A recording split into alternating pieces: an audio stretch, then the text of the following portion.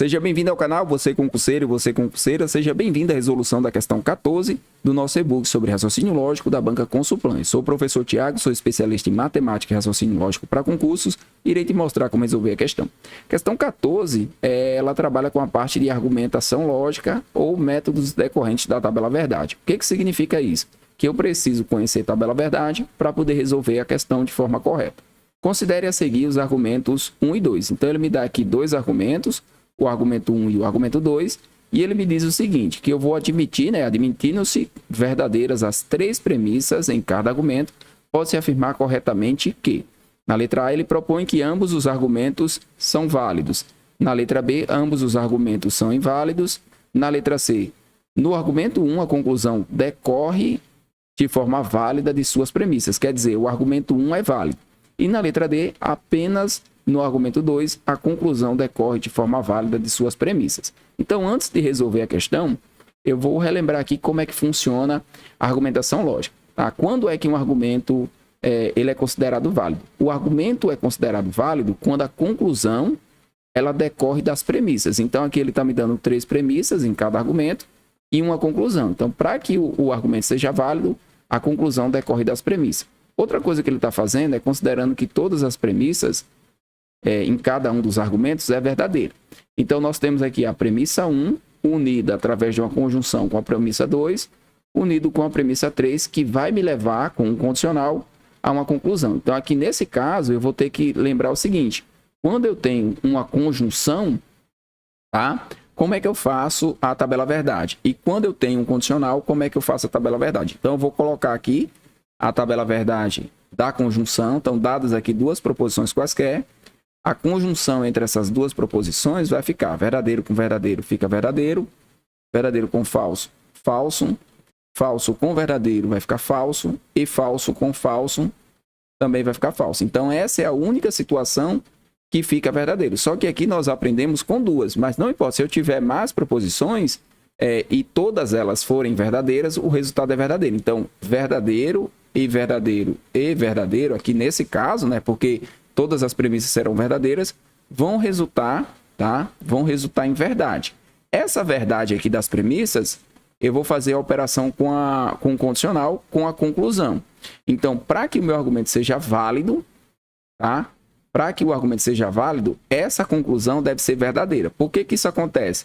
Porque se a gente montar aqui a tabela verdade do condicional, nós vamos ter aqui as quatro linhas da tabela verdade da seguinte forma: verdadeiro, falso, verdadeiro e verdadeiro. Apenas nessa situação, verdadeiro, então falso, e resulta em falso. Como no meu argumento, essa primeira parte aqui, que é a união das três premissas, é verdadeira, então eu não vou estar usando para o meu argumento nem essa linha, nem essa, porque eu já sei que a primeira parte não é falsa. A primeira parte é verdadeira. E aí eu fico com duas opções. Ou eu vou ter verdadeiro com verdadeiro, que resulta em verdadeiro, aqui no meu sim então, ou eu vou ter verdadeiro com falso, que resulta em falso. Se o meu resultado aqui for falso, meu argumento é inválido. Ele deve ser verdadeiro. E se eu não conseguir definir qual é o valor lógico, se é falso ou verdadeiro, ele também é inválido. Então, a conclusão necessariamente deve ser verdadeira para que eu considere ele válido, que é justamente a conclusão decorrer de forma válida de suas premissas. Agora, a gente vai fazer a aplicação. Como é feita a aplicação? Quando eu tenho aqui várias premissas, eu tenho que procurar ou uma proposição simples, tá? Caso eu não tenha uma proposição simples, já que ele diz que todo mundo é verdadeiro, eu tenho que procurar uma conjunção. E por que eu procuro uma conjunção e não outro tipo? Porque na conjunção eu só tenho uma situação que dá verdadeira, é quando ambas são verdadeiras. Então, aqui nesse caso, eu vou olhar para esses dois argumentos e vou buscar dentro das premissas a conjunção. A conjunção aqui no argumento 1 está em P3, ele traz aqui o conectivo E da forma escrita como mais, que é uma das formas de nós escrevermos a conjunção. Aprendemos que é o E, mas eu posso ter o mais, posso ter o porém, também é a mesma coisa, é equivalente. E no argumento 2, eu vou ter aqui, na premissa 1, note que ele aparece aqui. Então, para esses dois casos, eu já sei que essas proposições, ambas são verdadeiras. E aí eu vou escrever aqui do lado, verdadeiro e verdadeiro, que resultou em verdadeiro. Então, isso aqui é a lógica da minha premissa 3. O que eu vou fazer com esses valores lógicos? Eu vou usar esses dois valores lógicos, que eu tenho certeza, nas demais proposições.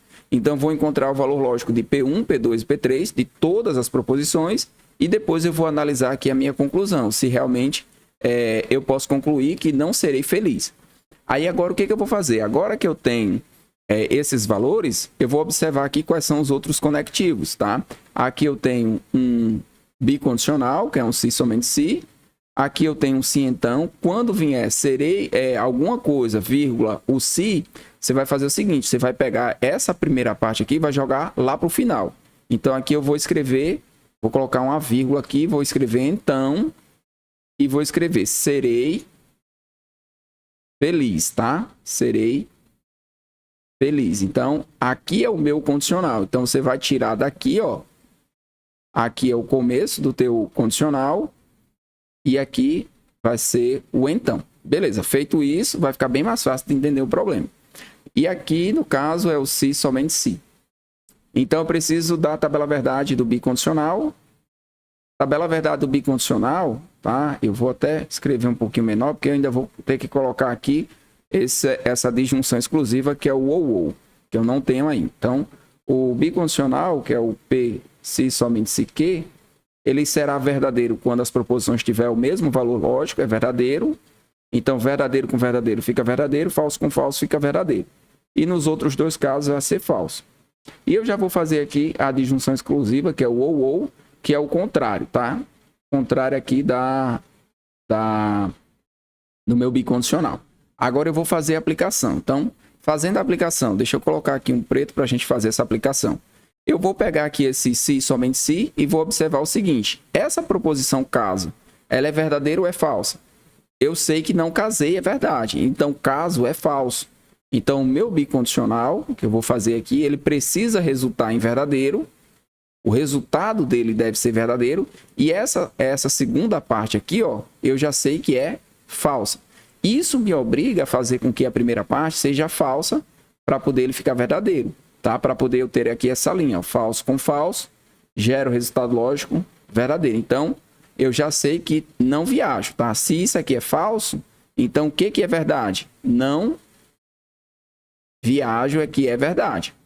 Isso aqui é a minha verdade. Eu preciso dessa informação para poder aplicar aqui na premissa 2. Então, na premissa 2, eu tenho aqui, se eu casar, então eu tenho o condicional, vou colocar ele aqui, já que ficou apertadinho, tá? Isso aqui vai ser a minha premissa 2 desse argumento 1.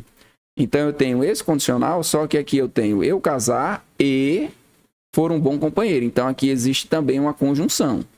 Do outro lado, tem o serei feliz. Tá? O serei feliz, que eu não sei ainda nada a respeito e eu preciso dessa informação para poder verificar se a minha conclusão está correta, se ela é verdadeira, tá? Para poder ver se o argumento é válido. Então, aqui, se eu casar, eu já sei que não casei. Então, isso aqui é falso. E for um bom companheiro, que é verdadeiro, ó, sou um bom companheiro é algo verdadeiro, coloco aqui, serei feliz. Só que essa informação do serei feliz eu não tenho como definir, tá? E eu preciso que esse resultado lógico seja verdadeiro. Aí o que eu vou fazer aqui nesse caso? Primeiro eu vou fazer essa conjunção, que seria trabalhar aqui, eu casar e for um bom companheiro. Então essa conjunção eu tenho falso com verdadeiro, numa proposição que é uma conjunção, que resulta em falso.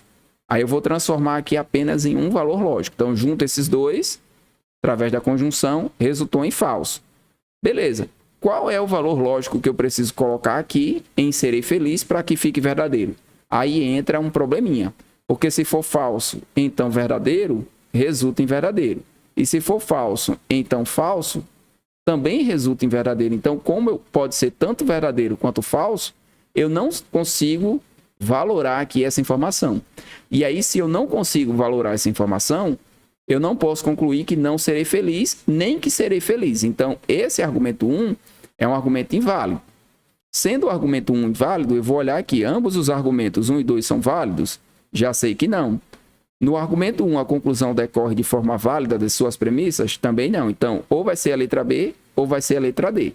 Aí, para não poluir muito aqui, o que eu vou fazer? Eu vou deixar só o argumento 2 e vou fazer toda a estrutura, tá? Eu vou apagar tudo isso aqui até para treino e vou fazer a mesma estrutura para a gente verificar. A gente já viu que o 1 não é válido, porque eu não posso concluir que eu não serei feliz ou que serei feliz. Então, vou fazer a mesma coisa com o argumento 2 para a gente poder treinar. Então, vamos lá. Aqui, ó, todo mundo é verdadeiro. Esse aqui eu preciso descobrir. Aqui eu tenho uma conjunção. Se é uma conjunção, lá na tabela verdade dá conjunção. E agora eu vou aplicar direto. Então, ó, P1, tá? P1 é verdadeiro. P2 é verdadeiro. E P3 é verdadeiro. Por onde é que eu vou começar? Vou olhar, não tem proposição simples, tenho que começar pela conjunção, que é o E. Então, aqui vai ser verdadeiro e verdadeiro. Já garanto que gosto de esquiar é verdade e que sou fã de esportes radicais também é verdade. Beleza, vou usar essas duas informações para responder aqui as demais. Aí eu preciso procurar se tem aqui alguma coisa com ou gosto de esquiar ou sou fã de esportes radicais. Existe aqui, ó, sou fã de esportes radicais, na proposição 3. Sou fã de esportes radicais é verdadeiro. Isso aqui eu vou fazer um condicional. Para que esse condicional resulte aqui em verdadeiro, eu não posso colocar falso. Porque se eu colocar falso, o resultado é falso. Então, obrigatoriamente, gosto de viajar vai ser uma verdade. Aí, com essa informação, gosto de viajar, que é uma verdade, eu vou analisar P2. Ó, gosto de viajar, tudo bem. Isso aqui é verdade, só que aqui eu tenho um ou. Num ou, eu não posso ter os dois iguais para ficar verdadeiro. Então, aqui, a outra parte vai ser falsa. Aqui, no caso, seria ou gosto de viajar ou gosto de assistir filmes em casa. Então, essa parte aqui, assistir filmes em casa, deve ser falsa, porque aqui eu tenho um ou. Ou um ou outro. Se esse aqui é verdadeiro, o outro não pode ser verdadeiro, porque senão ficaria falso. Ou um ou outro. Então, tenho aqui o valor lógico. Aí, se a gente reparar com cuidado, essa informação aqui, ó, não gosto de assistir filmes em casa, tá correta. Por quê? Porque como na premissa 2, deixa eu pintar aqui de amarelo, assistir filmes em casa, né? Gosto de assistir filmes em casa é falso. O que é verdade? Não gosto de assistir filmes em casa. Então, a minha conclusão, ela é verdadeira. E como ela decorreu aqui das premissas, das 3 premissas, o meu argumento é um argumento válido. Aí, a alternativa correta vai ser a letra D. Apenas no argumento 2, a conclusão decorre de forma válida de suas premissas. Podemos marcar a letra D e seguir para a próxima questão. Caso você queira esse material, o e-book com as questões, o link está aí na descrição do vídeo.